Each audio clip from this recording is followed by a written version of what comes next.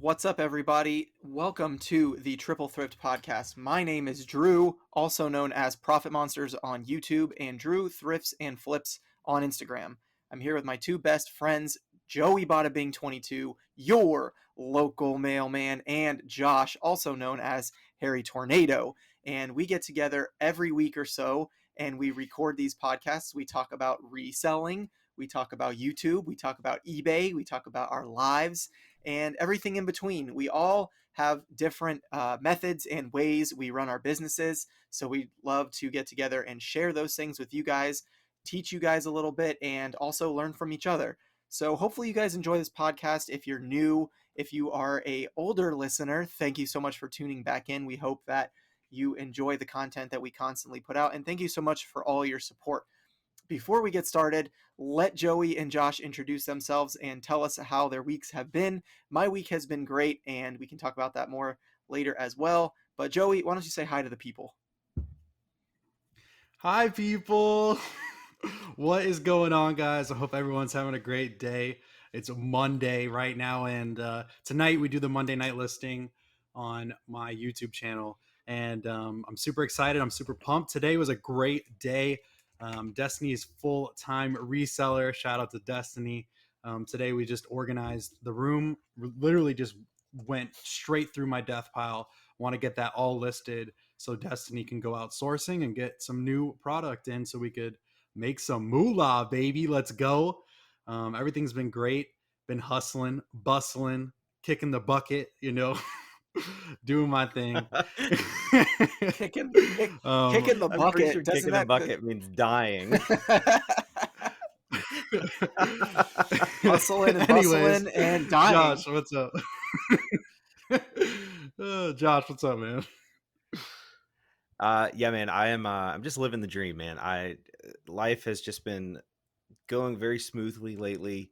No hiccups. I'm just been super blessed. I'm sure you guys know that I'm starting to play a little bit more golf. I was actually talking to Reezy Resells. He's been getting back into like skateboarding a lot lately as like a way to, get away from the hustle of the job of reselling. Um, it's certainly fun, like, making videos and flipping stuff and making money. But if you don't have something to kind of, escape to every once in a while, it can get really overwhelming. So I've started to play a lot more golf, and I'm loving it. It's super motivating. You know, waking up early in the morning and getting that done first thing. That way, when I get home, I'm just energized and focused. And I've actually been getting more work done after golf than I normally would have on a regular non-golf So day. Josh, So it's working out pretty good. let me ask you. So do you walk the holes, or are you like kind of getting that exercise in, like to get your Yeah. blood flowing? Yeah, we're Okay. walking. Yeah, I took a cart today. We played 18 holes today with a cart, but normally I play with my preacher for my church, like Tuesday through Friday, and we walk 9 holes every morning. Nice. I think that's really cool. Yeah, I've been playing disc golf with some of my friends. We kind of all started getting into that. Some guys from my church, and so we've been going like once a week. I got the nets, like the chain link nets. I don't know what you call them. The holes for disc golf. I got one on Amazon, and then I found one on Facebook Marketplace. So I got two in my backyard, and I've been practicing my closed throws, and then we go on the weekend sometime and play. And for me, that's been really helpful because my mindset is always like go go go, get it done, hustle. Don't buy more stuff until you have your other sourced items listed. So it's been really healthy for me to get out and even exercise. Like Joey was saying, we walk it. It's normally we play 2 9-hole courses, but it's just been really nice for me to kind of find a hobby in something because since I've owned my own businesses, like since back in, gosh, almost 2013. I've owned my own businesses pretty much since 2013. Like I've never really had a hobby. When I had my scooter shop and my motorcycle shop, which I've talked about in the podcast before, I would like sometimes I'd ride a scooter home or I'd, just put gas in a scooter and go for a ride after work, and that was kind of nice, but there was no one to really do it with, so this is nice just to have some friends that we can all like get together, do something, and we're all competitive, so we like to play against each other. So I've been enjoying that. I'd like to Yeah. do it more often, but I'm not an early riser like Josh. I still will stay up till 1 or 2 in the morning and do listings, or get my shipping done late at Well, night. see, I'm not like a natural early riser. Like my wife gets up every day at 4 a.m. every weekday at 4 a.m. to work out. And before I started playing golf, I'd wake up about when she was leaving for work around 6:30, and then I would just, have a cup of coffee and check out some YouTube videos from like other resellers or other just people I follow on YouTube that have posted the day before and just try to, wake up and get motivated to get work done. So now instead of doing that, I'm waking up at like, 5:45, 6 a.m., you know, having my cup of coffee or whatever, hang out with Haley before she goes to work, and then we both leave at the same time. And when you play golf that early in the morning, there's nobody in front of you. And I'm a pretty fast golfer, and my preacher is too. So I mean, we can start at like, 7:30 and be done by 9, home by 9:30. And I'm basically starting work at the same time as I would have otherwise, but in a much more motivated energy, I guess. So, Nice. Speaking of Yeah. speaking of golf clubs, I just sold one of the irons that I got with my little brother and the YouTube video that we oh just yeah, made. I just listed it today, so it's already sold. what did it sell for? $29.99 free shipping. It was that's kind of like Drew's face, it looked like you insulted him or something. why He's like, oh. I would be kicking the bucket with that sale. why But you only that what'd that you pay that, for it? Like a couple that bucks? $2? Yeah, It sounds like you it's fine. It'll probably cost like underpriced it. I might have. I don't know. what kind of club was it? It was a tailor-made. I think it's a ladies iron. It was just a 7 iron, tailor-made CR7, something like that. Mm, I'm yeah, just I I'm mean, just messing with you it, either way. I'm just messing Well, with the you. the face you so gave me, I wish the people could see that. I was like, wait a second. I mean, a the sale's a sale, especially when you get it that fast. So, yeah. So one thing I will say, like a 7 iron is not typically a club that sells super fast because that's somebody whoever's buying that is replacing it in their set. Hmm. So it's not every day somebody misplaces or breaks a 7 iron. Hmm. So the fact that it sold so quickly does kind of lead me to believe that you underpriced it a good bit. So I have Typically with my 7 irons, like TaylorMade ping stuff like that, I'm listing them for $44.99 plus shipping. really. And sometimes I might get offers of $35 or whatever, and I'll accept that. But 29 free shipping, it does seem kind of low. Oh man, because I have a so I I have a 5 iron. Joe, Listen, I have a 5 iron and an 8 iron that I just listed. All 29.99 free well, shipping. So I don't. here's my question, Joey. We'll talk about this real quick because it's very important for people to know. First of all, did you look up comps when you bought the clubs? Second Yeah. of all, did you look up comps when you listed the clubs? And third of all, are you pricing them to sell fast because you just want them gone, or are you pricing them competitively? Like, are you trying to do, the slow dime or what's this fast nickel slow dime, approach? Well, I don't know. I see them selling as like sets, so I didn't really see any like single ones. So I just kind of listed it at 29.99 free shipping. I mean they only cost probably about like Something like that. Something like that that's going priority mail, I feel like it's always more beneficial unless you're basically running the hustle and hooks like free shipping method for everything. I would normally not run something like that as a free shipping when you're selling something for 29.99. Like, it just seems like, the amount of work, it depends on your business model, obviously, and anybody listening, if you're selling something for 29.99 free shipping priority mail, that golf club, let's say, is going to cost anywhere from like 8 to maybe 11 or $12 to ship in a priority mailing tube. So after eBay fees, you're looking at probably 25, and then you minus out, let's just say, an average of $10 to ship. I'd rather over budget than under budget. So that's 15 minus the 2.99 that you spent, is $13, for one sale. Then you got to put away money for taxes and whatever. So let's just call it, you're going to net profit $10. Is that worth your time to make $10? For me personally, I mhm, would say no, but maybe when I first started reselling, I would have picked up anything I could make a dollar on. So, it all mhm. comes down to where your business model is now. or if you were just trying to sell them quickly because you just wanted to see, if they would sell. But like I recently sold a golf club I for guess for go ahead. no, I guess I just I don't know why I put free shipping because that's what they're going for, around 29 to 39 bucks, around around that ballpark. But it has plus shipping on there, so I guess I just messed up. I guess I'll change the other ones to plus shipping then. I mean, if you're trying I to be would. yeah.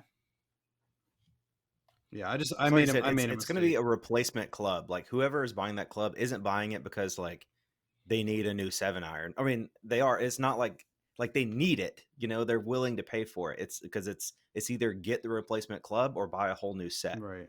And a Exactly. 7 iron, a 5 iron, all that stuff is necessary. You can't not have one of those. Right.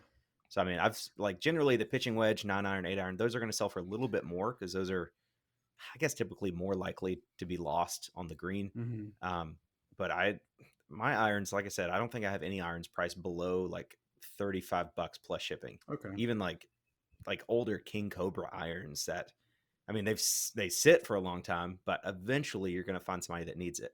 Again, if you want to move them out in bulk, then yeah, go for it. I, Anytime I like feel like I'm making a video and I feel like I undersold something, I'll usually say like, yeah, I just wanted to move this out. It's taking up a lot of room, but it's like sometimes it's like a coffee mug or something. It's like just taking up too much room in my store. Just want to move it out. $3.99 free shipping. Well, if you still want to be competitive with the free shipping method, because a lot of people these days, because of Amazon and stuff like that, will filter their searches by free shipping first. They obviously want to see what free shipping is. So what you want to do, as a reseller, is to increase your price to build shipping into the price. So instead of doing $29.99 plus shipping, just list it for $39.99 free shipping. And then that Yeah. way your shipping is I just essentially I covered.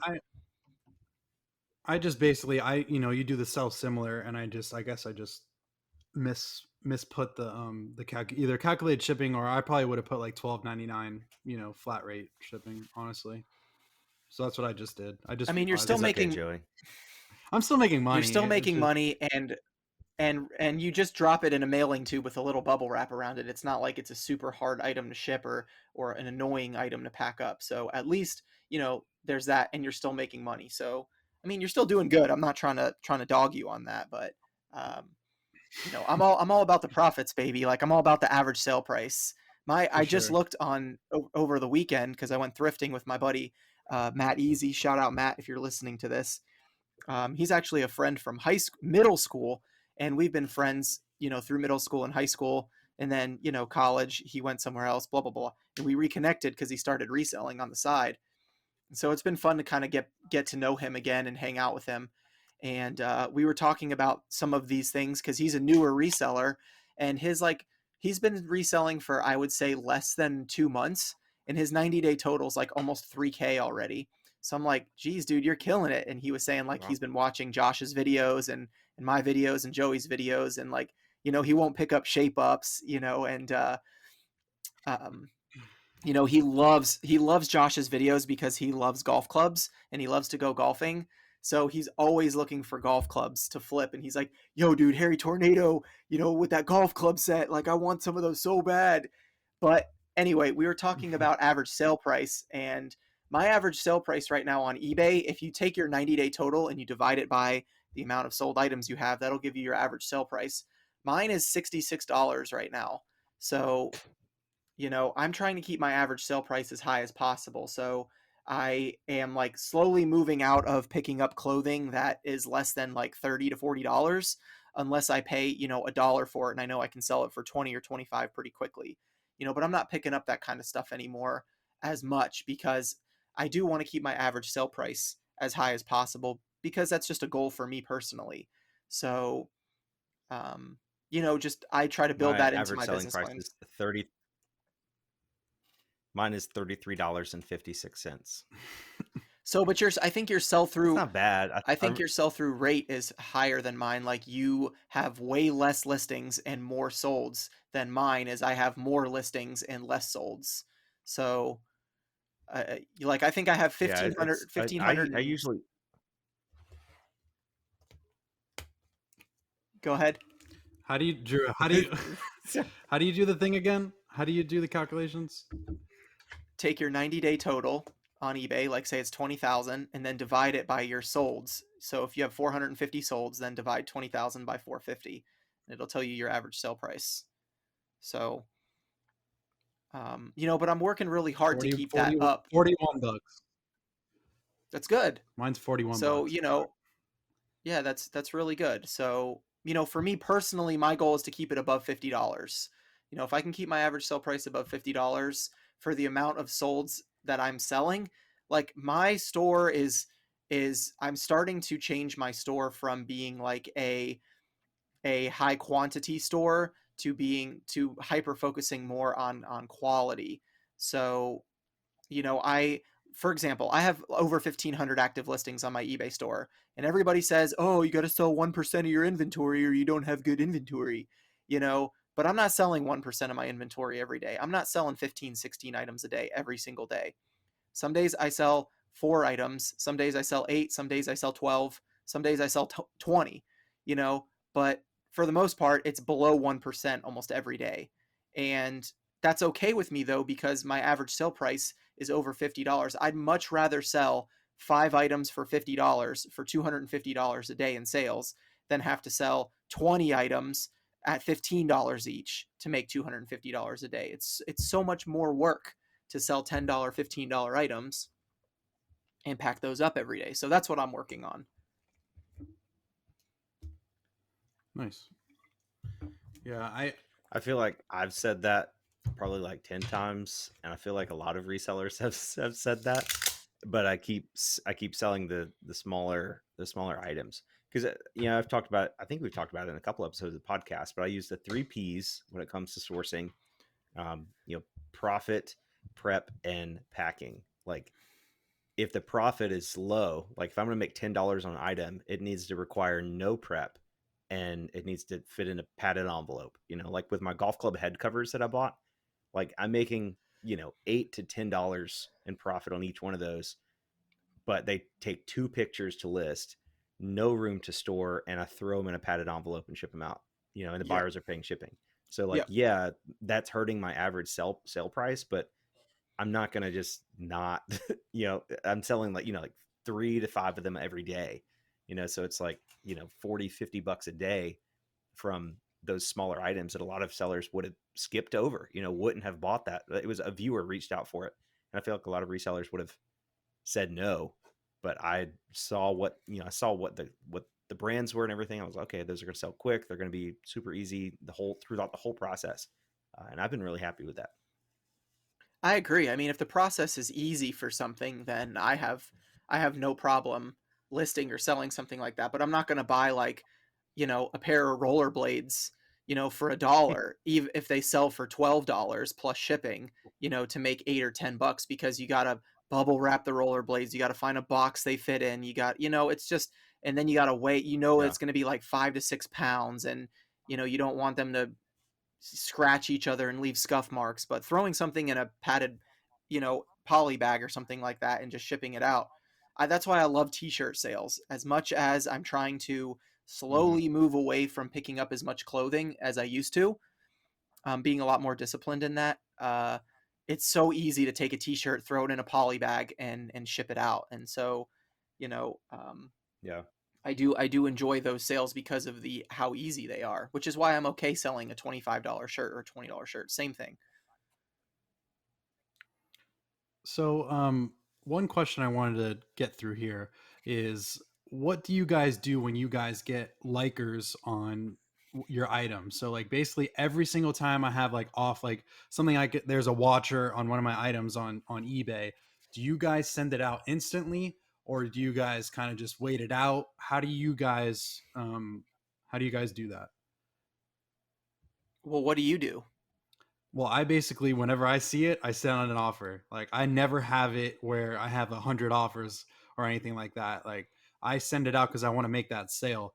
Do you guys, hold back and say, all right, I just wanted to sell full price, or you're waiting for that offer, or are you guys trying to send out that offer to the people? I don't have notifications turned on Well, I for look when I get new watchers because I have. well, I just you see it when you look at your 90-day total. It will say like Yeah. send offer, send offers to buyers or whatever. Oh, okay. I do that about once a week. I go through, Joey helped me when we road tripped up to Josh to shoot the 100K video. He was looking at my eBay store and my numbers and some things, and he was like, Drew, you can send offers to watchers on 650 of your listings. And I was like, okay. And so he's like, we're gonna make you some sales right now. And he took my phone and he's like telling me a title. He's like, Gap sweatshirt hoodie.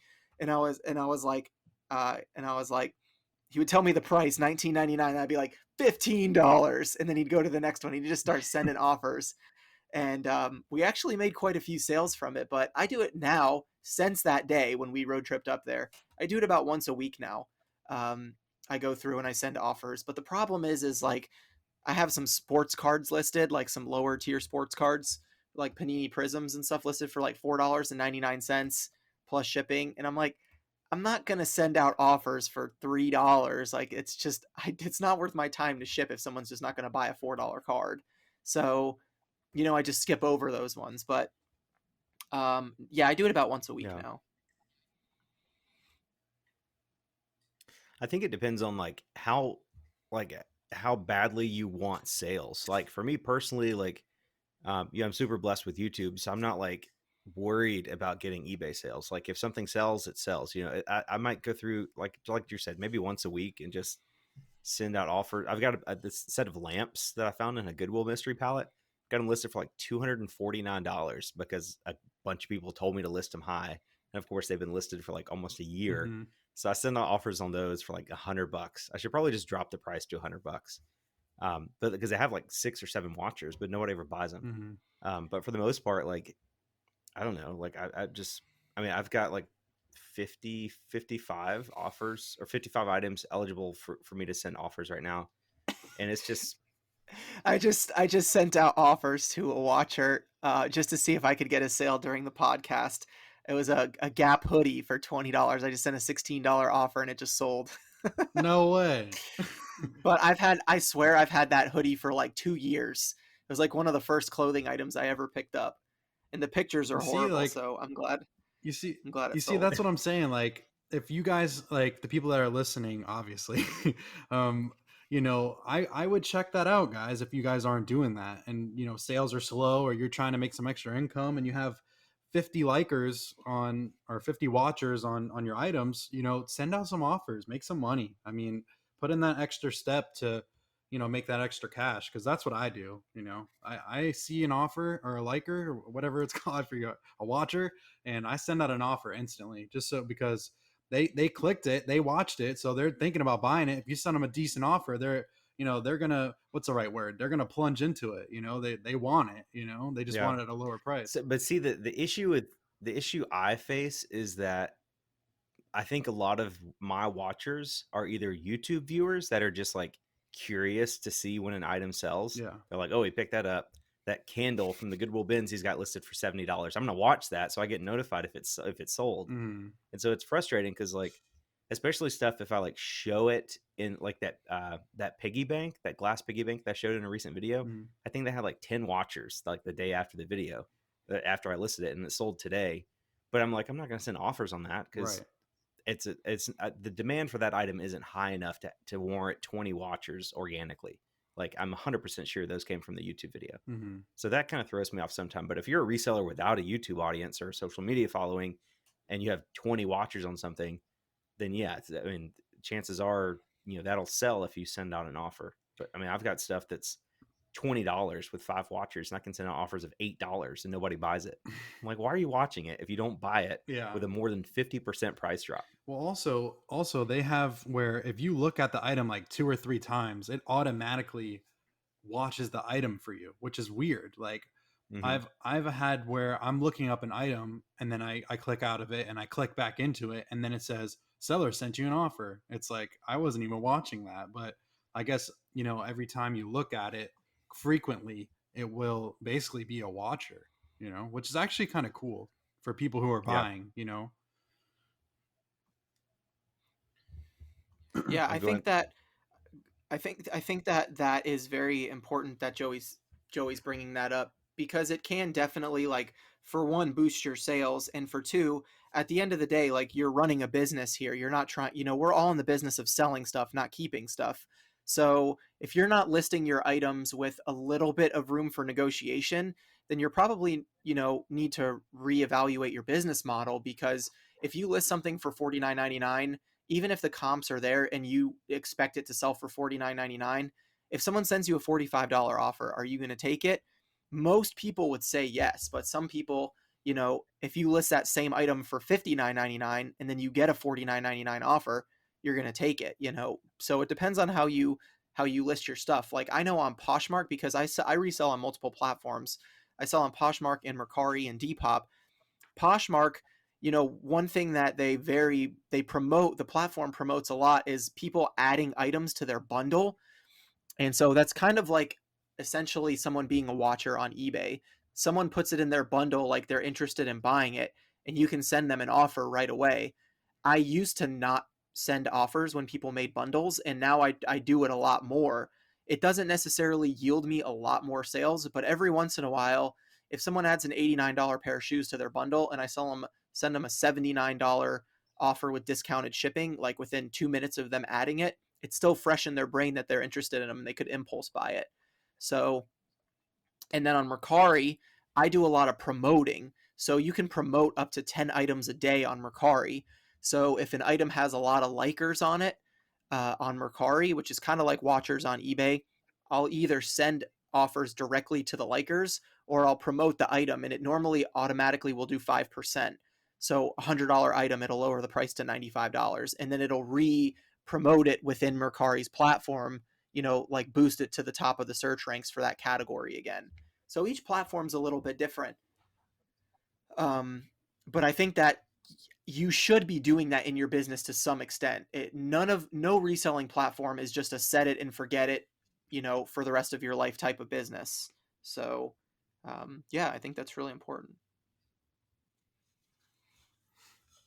Of Speaking course. speaking Of course, my I'm going brother. through and speaking of important, Joey, let's talk about the importance of your new title as not really vice president, but runner up to Walter Blake Noblock's 2021 Reseller March Madness bracket. For those of you guys who don't know, Walter Blake Noblock on YouTube and What are y'all laughing at? I'm laughing. I'm laughing because vice president. I was thinking of like what our world would look like if like two people running for president and like whoever lost was just vice president. Yeah. And I was picturing like the comedy, the pure comedy that would be like President Biden with Vice President Trump just constantly. Oh my goodness, that'd be hilarious. Yeah, that would Okay. be crazy. So yeah, Joey. Well, first of all, shout out to Drew, Profit Monsters. He had a valiant effort, but he did lose to me in the first round of the reseller bracket tournament put on by our good friend Blake Knobloch. We should have Blake on the podcast sometime because he's a really interesting dude. Yeah, he's It very was cool. it was fun. The second round, I went up against Hustle and Hooks. I think that was my Yeah. second round. Creamed him like corn. Then I went up against Lonnie. Uh, Lonnie Shed Flips. I was actually kind of nervous about this one because I don't know. I think the people that like Lonnie like really like him, but I think it helped that he like didn't care. Like he doesn't even check his Instagram. So creamed him like corn as well. And then here comes here comes trouble.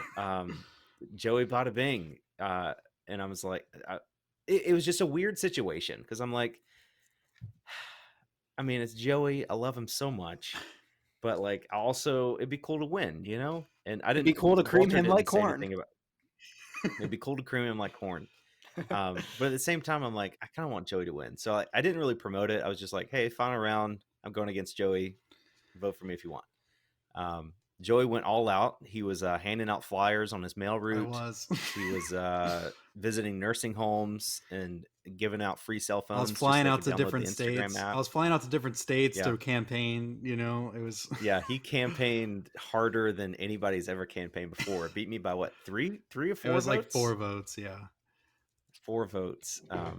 But yeah, I was happy that it came down to you and Chris instead of me and Ashley, because like me and Ashley don't really need the publicity, Hmm. I'm like, I'm glad it's like two underdogs Yeah. like going for champion. Like is really It fun. was, So it came down to you and Chris, and then what happened? and then I don't know how this even happened because it came to us in the championship. Shout out to Flip the World. He's an absolute beast. But it was 53 to 47, and there was 4 minutes left. Chris called me and said, "Yo, dude, congratulations, you won. Like, I'm so happy for you. I'm so glad you won. You can go to Disney World. Like, it's awesome, whatever." And literally, guys, 4 minutes before it goes to 50-50. Like, I don't know how that even happens. Like, I don't know if there was some behind the scenes. Like, I have no idea. But all I know, it was a great finale, and it was a tie. So the tie happened, and Walter was like, "Yo, we got to have a serious talk." I'm like, "Dude, what happened?" Like, it's 50-50. And he's like, "All right, well, this is going to be a tiebreaker. And what you guys got to do is you got to go to the thrift store and go get a tie and bring it to your eBay store, set it on an auction, and pick a charity of your choice. And whoever wins that wins the championship as the tiebreaker, literally, because we're selling a tie." And I went to the thrift store. I made a video. I found a Looney Tunes 1993 like tie with all like the characters on it, and Flip the World had like a smiley face American flag tie. It was pretty cool. Um, and it was a 24-hour listing. My proceeds went to South Florida Cancer Association. My grandma has cancer. Of she has cancer, and I thought that would be a great association to give the for the charity. And I raised Yep. $207, and Flip the World Chris raised 520. So that was crazy. I'm just so Wow. blessed that all that money went to our charities. And I'm just super pumped that I was even in the championship, or even just to be a part of this was just super humbling. And I'm just so glad to be a part of it. So thought it was awesome. And Chris, you It's awesome. won. I didn't Congrats, I didn't man. realize how I didn't realize how the auctions ended up. Like I just knew Chris won like $500. That's crazy. Yeah. It's basically a competition of who has richer friends. That's basically what it Well, he was. said he said on his Instagram he said on his Instagram something like he was like in the dumpster drinking like sparkling cider, Yeah. and he's like, "We did it, guys. I just want to say shout out to my brothers for bidding." So I don't know if it was like actual his brothers or if he was just saying like brothers like my friends. But either way, I mean, I give that man a lot of credit because He he's did very active on so much Instagram. fun stuff. Yeah. Yeah, Hmm. but he's very active on Instagram and YouTube in the reselling community. And I mean, the guy has 8 kids. You know, I I struggle putting out YouTube videos with 2 kids, and a wife, and he has 8 kids, and he I don't have he. any kids, and I struggle. So anyway, the guy is like he like Joey said. I mean, he's a beast, and it was cool to see like 2 underdogs. At first I thought Dante, Prison to Profit, might have come in for a little underdog story as well because he was going hard for it. He was pushing it, and it looked like he was gonna win for a little while, in his bracket. And part-time pickers went against him, and he like posted on his Instagram. I don't know what this competition is, but the guy going against me really wants to win, so go vote for him. So um, Matt was like, "What is this? I don't understand what this is. I don't care about this. Vote for Dante." yeah, exactly. So and, but it was just really cool to and then even I be a went, part of it. And go ahead. dude. I went against some big dogs, man. I feel like I did, dude. I went against Reezy Resales, and I don't know how I beat him. He was like the number one seed, and I beat him. Um. It's not about like, I mean, he was a number one. He was a top seed because it went off like subscriber numbers. Oh. But if you went on like actual engagement, like how many people are actually engaging Right. with your videos and like are willing to take the time to vote for you on an Instagram contest. Um, I mean, Reezy's a cool guy and I like his videos, but I think his channel is older And although he has a lot of subscribers, I think not a lot of them are active. Like he doesn't get a ton of views Mm-hmm. in terms of like subscriber to view ratio. Um, so I don't know. I mean, he's definitely a great entrepreneur. He's like, dabbled in so many things. He has like his coffee stuff that he sells now. If you ain't dipping, you slipping, or whatever it is. Sipping. If you ain't sipping, you slipping. Sipping, you flip. So he's really good at marketing. But I think you have such a new audience. Like pretty much everybody that watches your videos right now are newly subscribed, within the last year or Mm-hmm. so, and they're still actively watching your channel. And you're a really easy person to root for as well. So It was super I fun. think, yeah, Shout out that's Walter. crazy. Like, shout out Walter. That was a great idea, man. I think that I think that it would be really cool.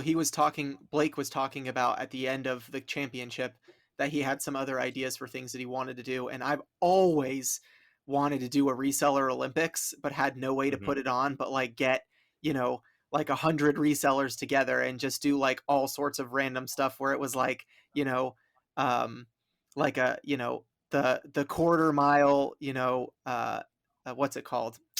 Like what's it, not speed running, but dash, like the 40-yard dash, but there's like t-shirts or thrifted items along the way. You got to like run, pick it up, put it in a Goodwill bag, and then keep going, you know what I mean? And just do like funny reseller games, like who can bench press the most Goodwill bags or something, and you add like thrifted weight to it. I don't know, just something funny. I feel like that would be so Yeah. much fun, and then just to get together with a bunch of people and do it, and just have like a really good time, and then like have a water balloon fight at the end or something like that. I feel like that would be so much fun to get together, and Walter could be the guy that would like actually put that together. I could see him like standing at the top of a stadium looking down on all the resellers being like, how eloquent he is when he talks and he uses like really big words and stuff. I couldn't even do an Yeah. impression of him, but I could just see him like, I can't even like give an example. yeah, because he talks And he now talks so standing in eloquently. this corner. Well, his voice is perfect for it Sorry. too, but I'm talking about like his diction and his syntax is just like friends, thrifters, resellers, entrepreneurs, welcome one and welcome all to possibly the greatest event that history has ever seen, and then he just goes on. Anyway, I think it would be a lot of fun. So, Walter, if you're listening to If you this, don't know him, it's so hard. Yeah, it's so hard to like get across what we're talking about. But definitely go check out his channel. I'll link his channel in the description of the YouTube version of this podcast. He's over 100,000 subs. I think we're like neck and neck. I was excited to like finally pass him, but I don't know if I passed him yet. Last time I checked, he was like 101,000, and I'm about there. So we'll have to. I need to talk to him, so I can officially rub it in his face. But I love him so much. He's just such a cool guy. Again, we got to get him on the podcast soon. Speaking of subscribers, our Triple Threat podcast just got over 1,000. So shout out to all the listeners on YouTube. Yeah, Let's go. yeah, it's awesome. yeah, that's Especially cool because we don't do like the video version; it's just audio. Yeah. So it's like if we did all episodes video, it'd be much easier to gain Hmm. subscribers. I think. Like engagement. I think one of my favorite things about being a reseller is just the and I was actually watching Commonwealth Flipper's video with Dante, Prison to Profit, while I was on my way to the post office today, and just the amount of people that are so like supportive and stuff, where people are like in their shipping room shipping out packages on a Monday, and they're like tagging me on Instagram going, getting my early morning hustle on with the Triple Thrift podcast, and like tagging all three of us because they're listening to the podcast as they're shipping. Like, people are listening to me talk about my business. It's just so cool. Like, just I don't care if 6 people listen to it or 6 million people listen to it, but just the fact that there's people out there that find value in it, and enjoy listening to it as they're working or doing their daily job, or if they're like in a Goodwill thrifting, they put their headphones in and they listen to the podcast. Like, it's just so cool. So I'm really thankful to all the listeners and the viewers, because I love making these podcasts. Like, I would record every day if Joey wasn't a full-time mailman. I would get up at 6 a.m. and record with Josh and Joey every day. So maybe that'll be the thing that Hmm. gets me up every morning, is when Joey goes full-time. before Josh's golf games every morning, we'll start recording podcasts together. Before. So, but yeah, again, it's so humbling that there are people out there that are just listening to us and getting value and enjoying the content that we're putting out. So I love talking about these, and as, with all of that, it's kind of what's the word I'm looking for? It's kind of interesting to me because I love recording these podcasts because I love talking about reselling, but these types of videos are not what people are watching on YouTube on a daily basis. And so, like, for me, I've been kind of struggling in my YouTube videos to figure out, what kind of content can I put out that people are going to actually watch, because I don't want to just make videos and that people are going to skip through or just not watch, just to put out videos. Like, I'd rather just put out stuff that people are going to be able to watch or learn from, like Josh's 5 tips for you know selling things better, faster, about camera angles and lighting and stuff like that. So I've taken a little bit of a break from YouTube, not like gone, but just I've slowed down making content because I'm trying to find exactly what I want to make that I'm happy doing. Um, because I don't like Yeah. the editing part, which we've talked about before. It's just I'm not good at it, and I feel like I have the creative ideas in my head, but I can't execute them on a computer or on iMovie or on any editing software. So I'm getting to the point that if I want to continue YouTube, I'm probably going to hire someone to edit my videos for me, just because I want them to be, really good, that people are going to enjoy them. And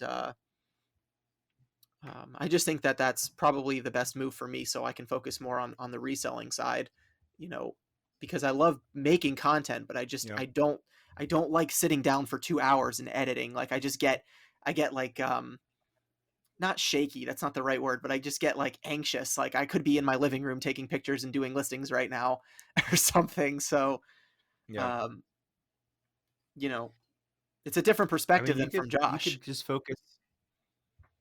Yeah.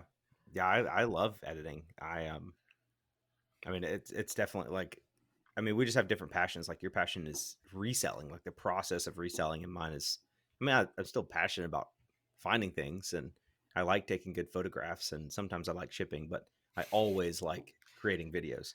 Yeah, Um, but I don't know, man, because it's like I'm trying to think of like advice to give you, like based on your channel. I don't know. I mean, it's if you get into like hiring people to edit your videos, like it's not cheap, and like I don't know how many videos you could make, like even just to where like the money you make from YouTube would probably just all go back into like paying your editor, you know? right. Well, and So I don't know, ultimately, like it would be. ultimately, when I started making YouTube videos, I did it for two reasons. The first one was to document my reselling journey so I could see how far I've come, the stuff that I used to pick up, the stuff that I'm selling now.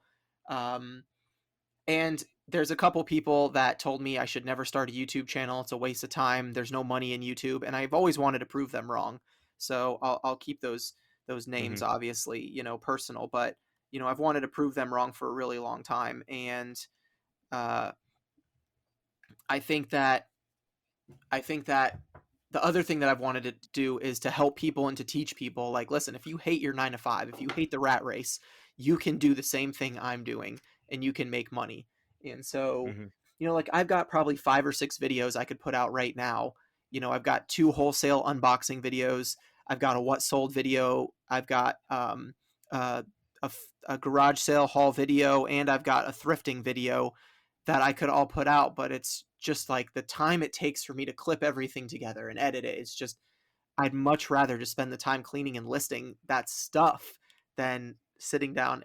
I just can't sit Mhm. down and focus. Like, I'd have to edit like 10 minutes and then get up, go do something, come back and edit for 10 minutes, where I could sit and list for 8 hours.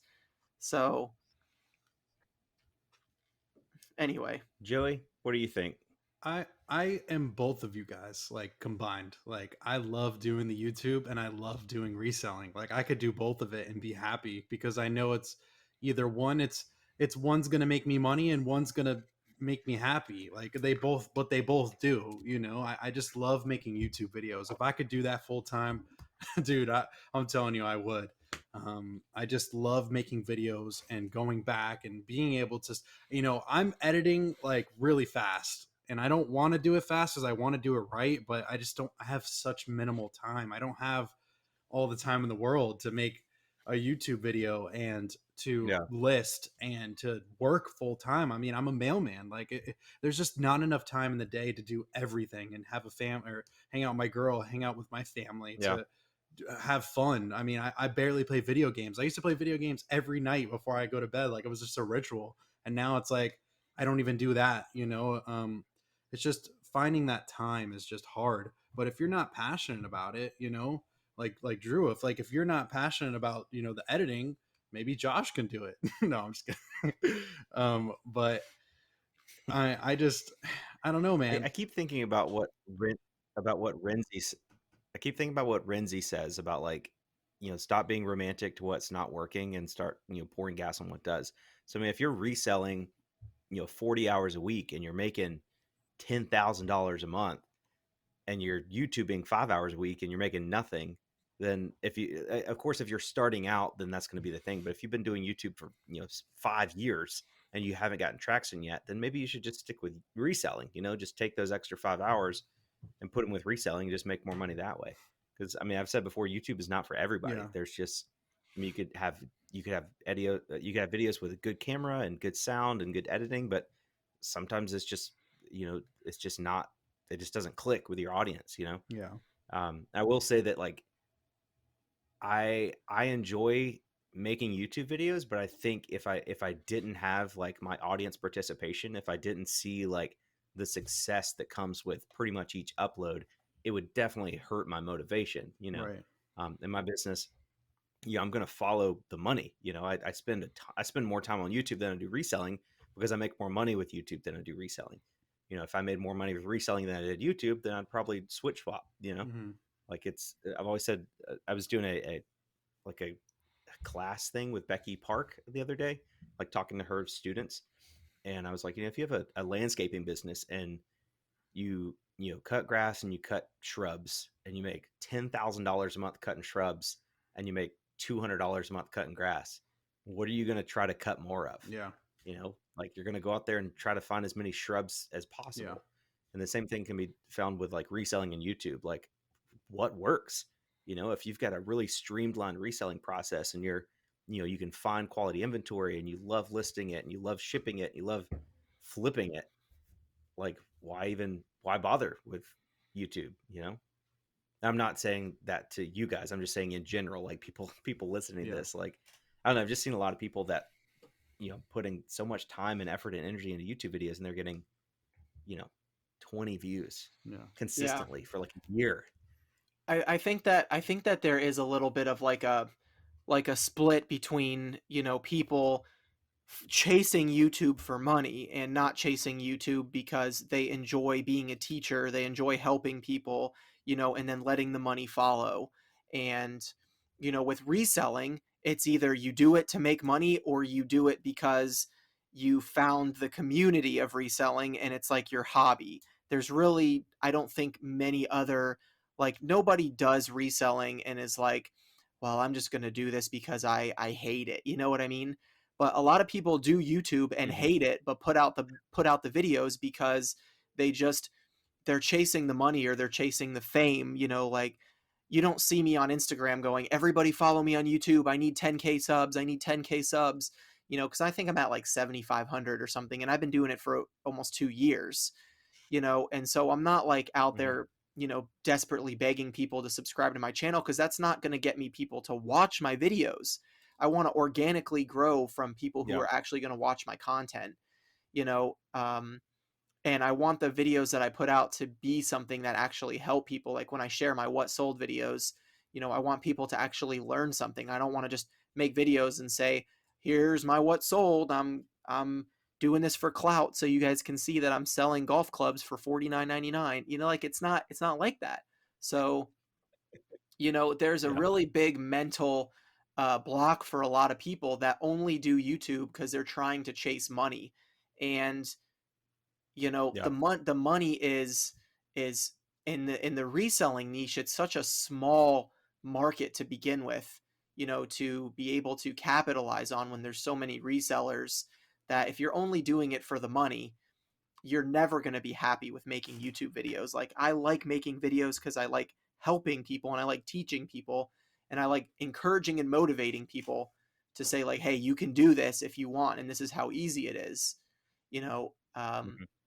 But I don't, you know, money is secondary to me, which is why I just don't care about YouTube as much as, as other people, because I'm not doing it to chase money. It would be nice to get paid from YouTube, but I'm not just like doing it just to beg for YouTube subscribers to get paid, because, I already am making a lot more money on uh, more money reselling. And I think that there's both sides of it. I mean, Yeah. there's nothing wrong with getting paid from YouTube, especially if you're able to capitalize on that market. It's just like Josh said, I think that, Yeah. not everybody is cut out to be, you know, I don't want to say one of the greats, but like in every section of YouTube, there are certain people that just stand out. Like you have your video game players. You have your people like Mr. Beast and Dude Perfect. And in the sporting world, you have like Brody Smith who does trick shots, and like all these different types of people. The cooking channels and the food channels, and Matt Eats or whatever, Matty Eats. I don't know. Like you have all these different channels, and there will always be smaller channels underneath it, and then there will always be like the top dogs. And I don't know, maybe I'm being hard on myself, but I don't ever think I'll be a top dog, because I just don't see myself as putting that much time and effort into my videos to really, like, blow my channel up, you know to the point where, I you think know I will say it, like if you have a future as, quote, top dog, I think you're going to know it pretty early on. Um, like a few people I can think like Kayla, the homeschooling picker. I think she's going to be like a really big reselling YouTube channel in the next couple years, as long as she keeps up, as long as she stays who she is and keeps up her consistency. Same with Brittany, Essential Endeavors. I think she's just really good. Her videos are good, her editing's good, her personality's good. I think a lot of it, especially in the thrifting videos, like reselling side of things, I think so much of it is based on personality. Like it's just you have to have something about you that people enjoy watching, because basically we're all making the same videos. We're all going to yeah, garage sales, we're all going to flea markets, we're all going to thrift stores, we're all doing what's sold videos. So like what makes you special? Why should I watch you versus the other 15,000 reseller YouTube channels, Mhm. For Kayla, it's her crazy accent and like just her energy on camera. For Brittany, it's her professionalism in her speaking, and her editing is really good. Um, I'm not like I watch Brittany's videos because I just like her as a person. Like I don't find her content like super applicable to me because she's more like clothing reseller, different platforms. But I still watch because I enjoy her personality. So not saying you have a bad personality, Drew, but sometimes you can have like a really good personality in person and it just doesn't come across on camera. yeah, And again, it's not about you. I'm trying to think, like, the only exception I guess would be like Matt, part-time pickers. Like I feel like he's a pretty like bland person who has like gotten past the personality stage of YouTube, and people just watch him because he just provides valuable content. Like he's yeah. I talking mean, about things that, he's a wealth of knowledge. Like, you know what I mean? Like, not many yeah, people know vintage T-shirts and picking up diapers and then picking up tools and then picking up kids' toys and then picking up. I mean, the man picks up everything, and you can learn yeah. something from And it's what he things picks that up. nobody else is picking up. Like my videos, I've never picked up something that I haven't seen somebody else pick up before. Like I'm not, I'm like a middleman of information. Like I watch YouTube videos in the beginning and I've learned what sold and I learned how to do the business. And then I package it up in my own videos and put my own little spin on it and, spit it out there to my audience. And people find my videos because I'm lucky enough to be pushed in the YouTube algorithm. And, you know, they think, oh, thanks to you for telling me about Hokas. I'm like, I learned about Hokas from Bonafide Hustler and Profit Monsters. I didn't just wake up one day and decide to start selling Hokas. Yeah. So I don't know, man. It's tough to grow on YouTube, but I think if you're going to be good at it, you're going to know quickly. If you've done YouTube for, I mean, there's some people. It's all relative. You know, you've been doing it for a couple of years, you're 7,500 subs. Some people have been doing it for 4 years and they're at 500 subs. Yeah. I Yeah. So think it's all I think it's relative. all in your head, Drew. Like I've been saying, you got to do what makes you happy. And if it doesn't make you happy, then, take your, time somewhere else, not to be harsh, but, I feel like you have the passion for it.